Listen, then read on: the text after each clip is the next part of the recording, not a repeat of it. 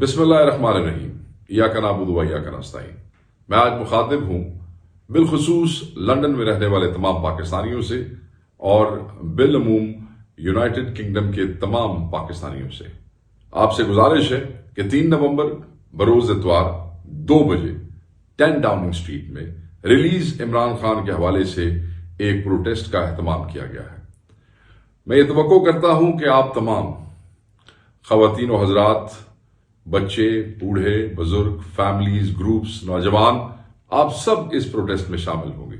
Overseas पाकिस्तानियों की एक मौसर आवाज़ है जिस आवाज़ की वसातत से हमेशा चीज़ें बेहतर हुई हैं।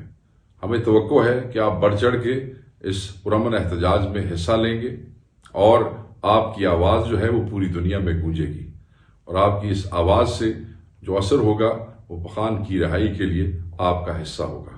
सो ज़रूर आइएगा।